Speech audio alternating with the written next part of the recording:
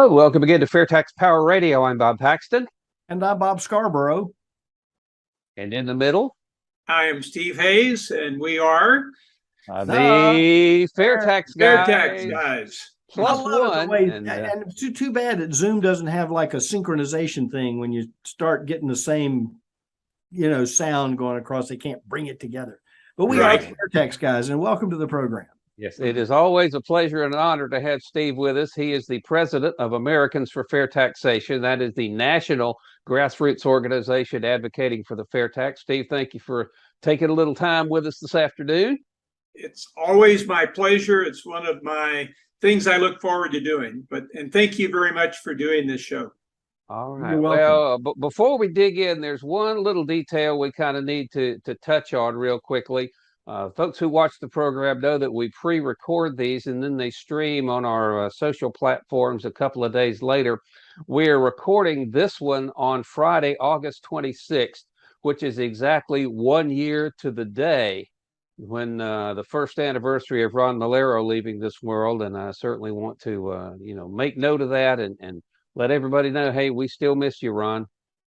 And Ron was fearless and approachable at the same time with regard to the fair tax, because he and Elaine's still involved, but Ron would always have a 30-second dissertation available that got right to the point of he called it his 30-second elevator speech. That's right. And or escalator. It could have been a little bit longer with the two-story escalator, but he would have it like this. And there was no question about what it was that the information he was sending to you. And in 30 seconds, when you talked to Ron Malero, if you had no idea what the fair tax was, you got it after you talked to Ron for a minute. He had it. He had the whole program figured out as how to tell you, so you knew, hey, guess what? Keep your whole paycheck.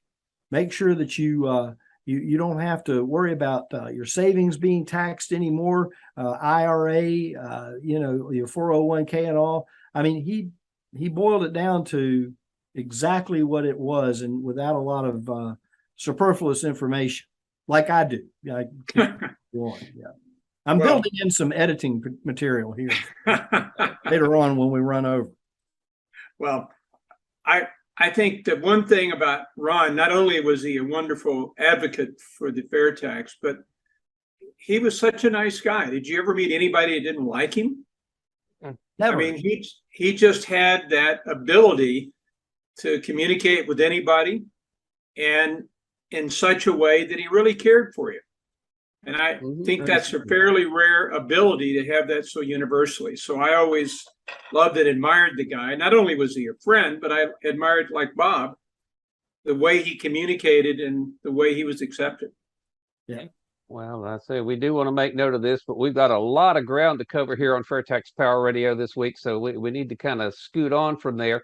And Steve, I'm not quite sure where to start. There is just so much. We've been talking for the past couple of weeks here on the Inflation Reduction Act, and how to get rid of the IRS has certainly become a fairly popular theme on the social media and search engines. So let me ask you, do you believe that from where you're sitting and the people you know and the people you've talked to, that the present administration may have just given the fair tax movement the biggest boost that it has ever had that I can remember? If I can borrow some words from history, they have awakened a sleeping giant and filled him with a terrible resolve. Go. Right. Well, I think that Admiral Yamamoto's words are very much appropriate here, because, back in the early 90s, the initial movement to replace the income tax with a retail sales tax was sponsored by Billy Tozan, who was in Congress. And we were doing okay, but because of the IRS excesses at that point, they were taking houses, they were grabbing bank accounts, they were just being like Nazi thugs, frankly. It was rocket fuel. And we suddenly went from a group that was sort of there to where we were being inundated with media requests. I mean, I was doing 4 and 5 radio shows a day for a while. And basically, that's the same thing that's happened now. And it's like, I keep thinking about two things. One is Lincoln's statement is, if you want to get rid of a bad law, you enforce it strictly. And I also think about Samuel Adams when he said that when Parliament repealed the Stamp Act, he cried because he felt like that keeping that in place would have led to freedom for the colonies. Well, I hate to say this because it's going to create a lot of harm. There is no point on a 1040 where you identify yourself as a tax cheat. And all of this thing about how they're only going to go after people cheating is ludicrous, because they're going to have to go after everyone to find the 10 to 15% of the people they hope that are going to be cheating. And the real problem they have, though, is they're bringing in a lot of people, many of whom are not going to be accountants. In fact, most of them, they're not going to be seasoned agents, so to speak, in dealing with these things. And they're going to have about as much chance of finding someone who is cleverly avoiding the income tax, as I would have of going to the moon by driving my car. I mean, it's just not going to happen. And so what you're going to get, though, is a lot of people that conclude, well, I've been with Bob Scarborough for an hour and I can't find anything, so I'm just going to tell him I'm disallowing some of his deductions. So they could pick up a few $100s. Yeah, and they know that Bob's going to pay. Now Bob's a rich guy, so maybe Bob will pay $5,000 or $10,000 of tax to avoid having to go through appealing and doing all of this. It's like legal extortion, and unfortunately, a lot of people are going to get caught up in that, and I think you're going to see continuing growth of outrage and a continuing growth of a demand to find something different, a better way to collect the tax. How does the FAIRtax volunteer who is out in his neighborhood or talking to his friends, how does he get over the politicization of the whole organization of the Internal Revenue Service? I mean, everybody's going to get hit by the impact. We're all being hit by the impact of inflation right now, high fuel prices, et cetera. The general turmoil, the nature of communication today amongst individuals who at some point in time in the future were able to talk about things. Well, now we can't really say anything without really upsetting people who we thought might have been our friends, when what we're dealing with here is an alternative to the Internal Revenue Service's desire, or the government's desire to close the gap on tax cheats. How do you talk to somebody today who's thinking, well, this is all good because, well, we're going to find all these people that haven't put the money in and paid their fair share? How do you talk to them about, well, the tax on consumption is going to be a much better way and much more fair way to do it and less expensive than what we're looking at coming from the administration and from the federal government now with this new bill? Well, see, a lot of them, people that are out there, and I'm included, and I'm sure that both of you are, if it's somebody else's problem, it's not really as big a deal to us. But what you're going to see is a lot of people who have previously not been audited are going to get audited. They're going to have much more scrutiny. And a lot of the people that they're going to target are in that millennium, Generation Z, those younger people who have so far not really thought they had a dog in the fight.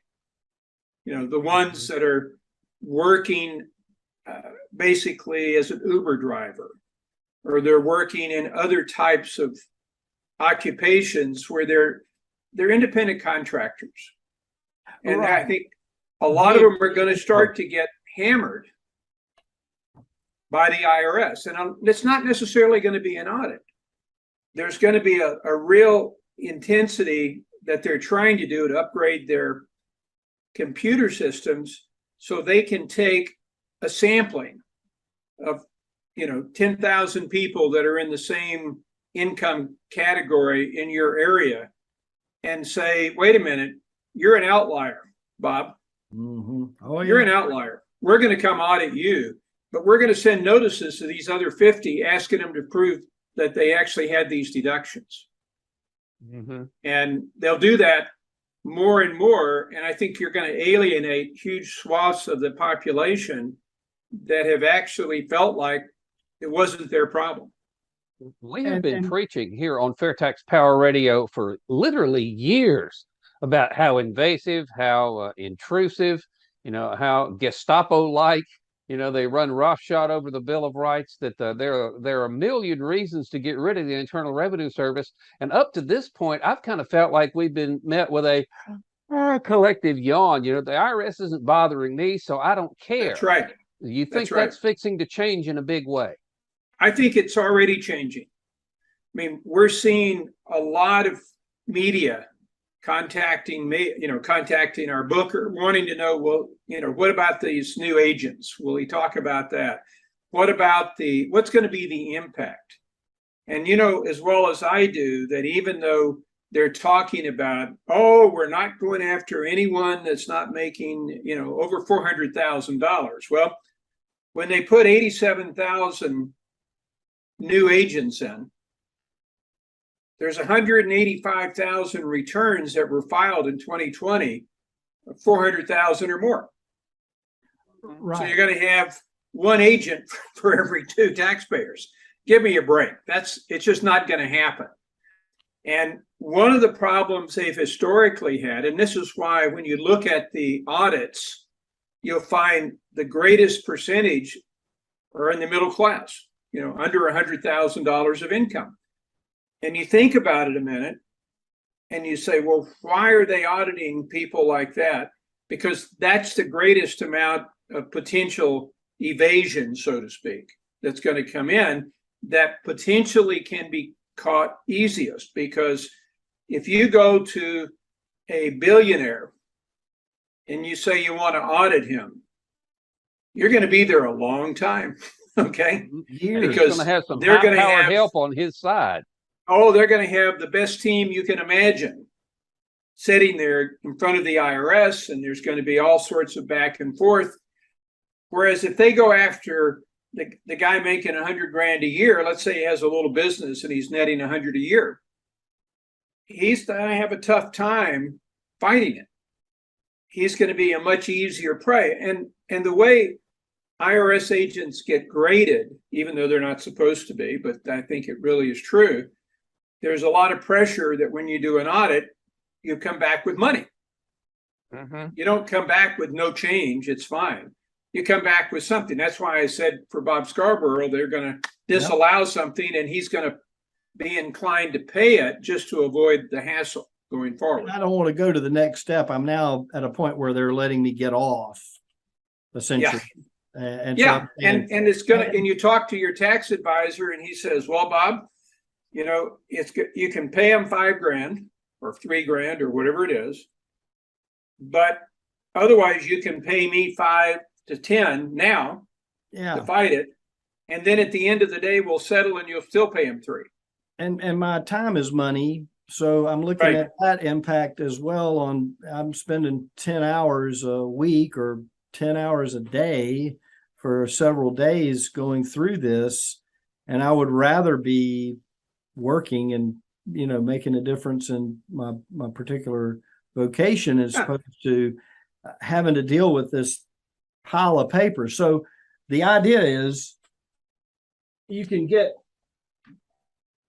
rid of all of this that you keep in a file up until about the 10th of April every year, and change your method of paying taxes to a tax on consumption, which is what the FAIRtax is.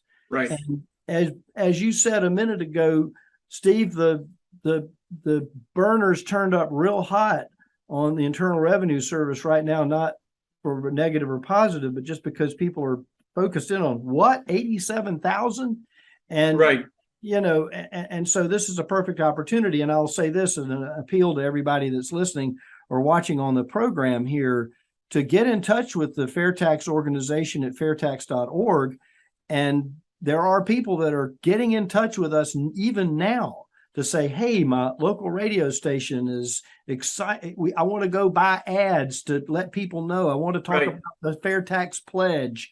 We have to have people in the end of in November that are out there and are running as candidates that say, I support the FAIRtax. And what a heck of a platform to have right now. If you were running and you might be pretty close within the margin of error with your competitor, wouldn't you just love to have something that you'd be able to raise that flag up that says, hey, I'm getting ready to battle the Internal Revenue Service for you? Wouldn't that be fantastic? Yep, I'm going to protect you. And so that's the thing right now. No, and that's it. And as they become much more intrusive, you're going to see more and more people subscribing to that, Bob. But see, it's very, very seldom that in your daily going around in your life that you run into someone who's going through a bad audit. Today. Right. Next year, it's going to change because their whole impetus is to go out and catch those people. And it's not the billionaires that are cheating.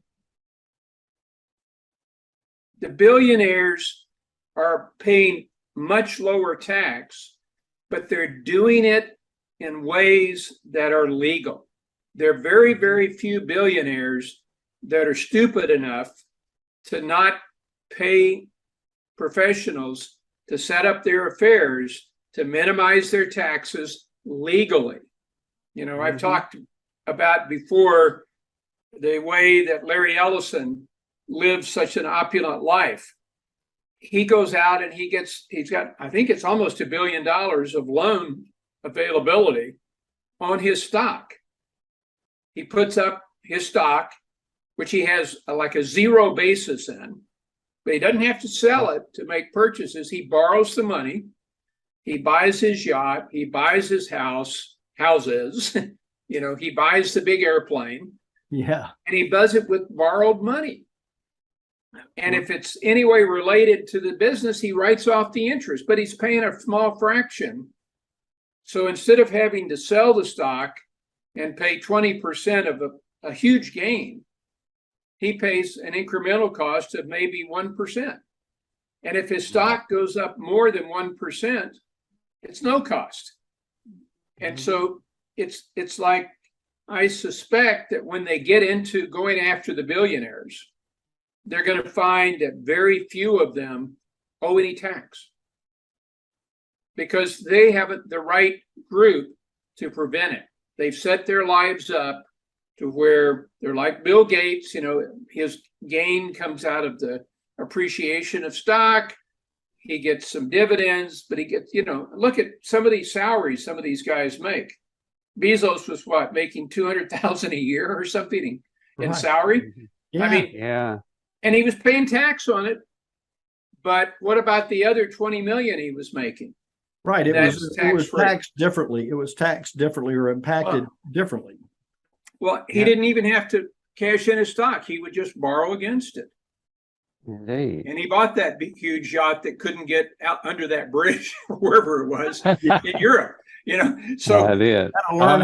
You got to learn how to. You got to get once you get the boat, you got to learn how to drive it. Yes, you got to think before you build it how you're going to get it to the ocean. But basically, when you come back to it, the evasion, the $1 trillion of evasion they're now admitting, which is probably $1.5 trillion, is really not coming from billionaires. Mm-hmm. Okay. All right. Some of it is. There's no question. There are some greedy billionaires who are doing things they shouldn't be, but for the most part, they're not. It's coming from people making lower income who are just not reporting the cash payment. And Or is it deducting something that more. they've missed because of the complexity of the tax code? Could it be something that was just Well, an oversight? Some people it's that, but I've been really interested in how do we appeal to younger people, and some of these, independent contractors, Generation XYZs, and all this, who are working out there, they give tips to each other about how to minimize their taxes because there's no withholding. And so suddenly they get this big tax bill and they go, what do? I can't pay this. I don't have the money set aside. And they say, well, you live in an apartment. Literally, this was on the web. You live in an apartment. What you should do is write off your apartment rent as office expense. Sure. And you write off your internet as office expense. And you write off your cell phone as office expense. You take all of these deductions and now you reduce your income. And I never will forget this one phrase. Somebody came back, was one of those chat things that my daughter sent me a link to, and came back and says, well, what if you get caught? And they said, well, you got about as much chance of getting caught as getting hit by a bus. So that's changed here in the last week or so. That's going to change radically as we go forward. So most people are going to start getting hit. All right. Hang on here. Our time's kind of getting away from us. And before it goes completely south, I want to get Steve's take on something that I'm sure he knows something about that most people don't. And that's the Adrian Project. I just found that out a couple of days ago. Yeah. Let me hear your thoughts on that, Steve. Well, it's the. Well, explain what it is first. Well, it's where you go in and you're helped along as an individual in seeing what the IRS investigative people do. It's an IRS division. It's an IRS recruiting program that they take to college campuses. Yeah, well, it's that, but it's also the whole idea is, as they used to say it, is to make it understandable what the IRS does. It's sort of a PR thing as well as recruiting, but it's really also a PR thing to say, hey, we're really not bad guys because yes, we're going to do all of these things, but we're really only going after the bad people. It's a student.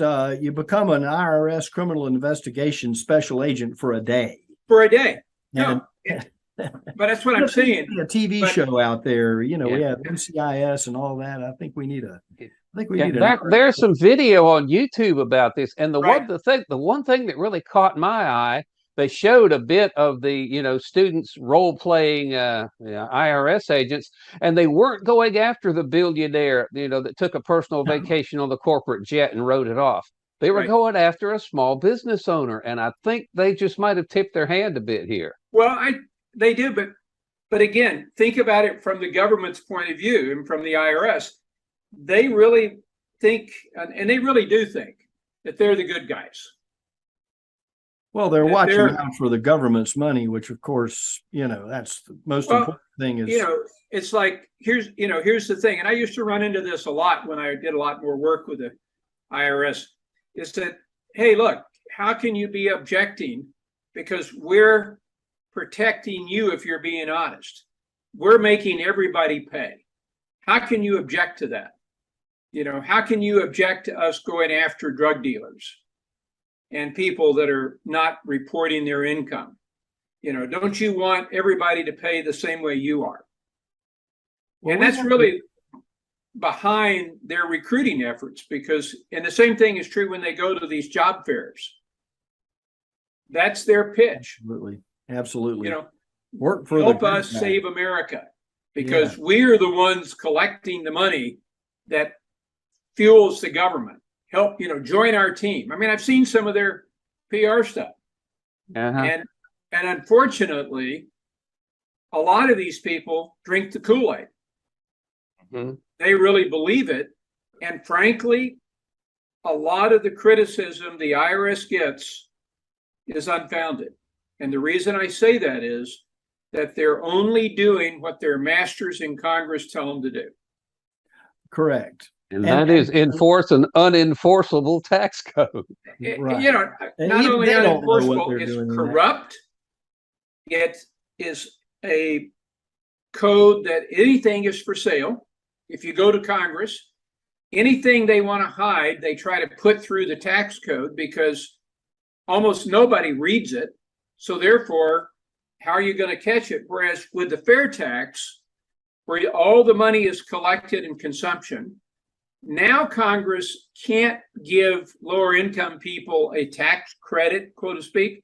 They have to vote to allocate money to them. They can. There's not any difference except one thing. It's everybody sees it. Mm-hmm. It's So on let's get top of the everybody on table. our team to put these guys out of business.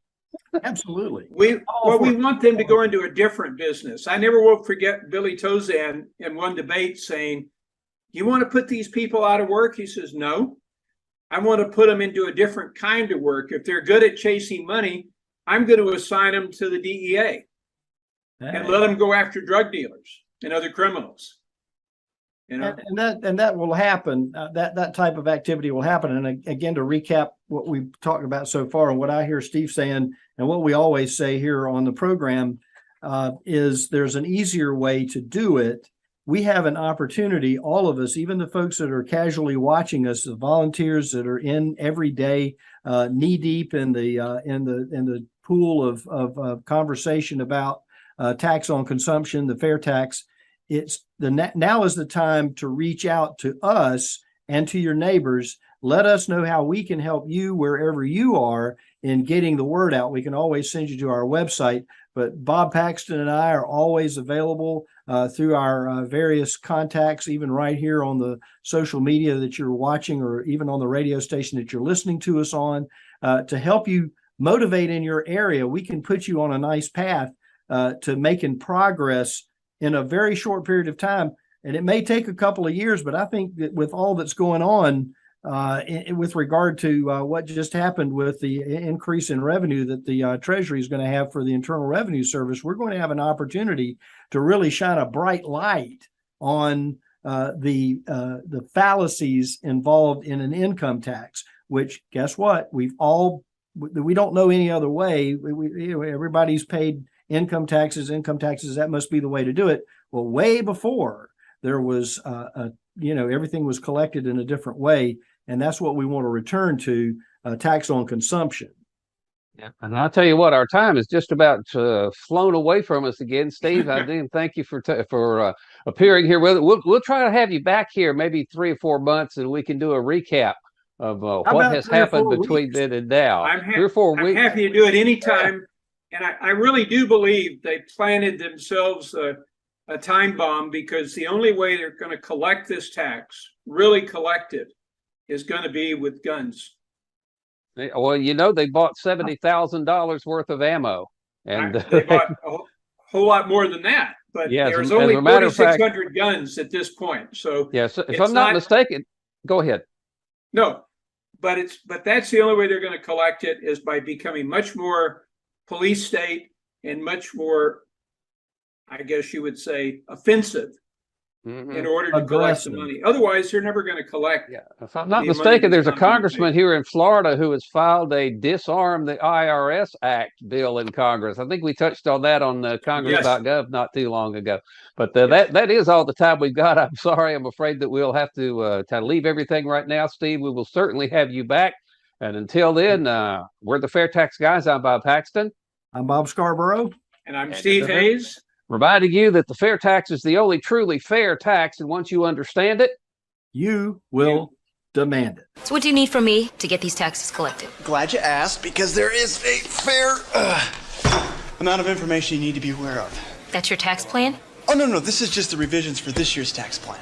What I need from you is you need to keep track of all of your income, as well as any taxes that you've already paid. Also, any gifts that you received or gifts you've given to churches or charities or individuals throughout the entire year. Do you do any side jobs? Every now and again. Great, because there's some more information about that right here. Everything you need to know right here.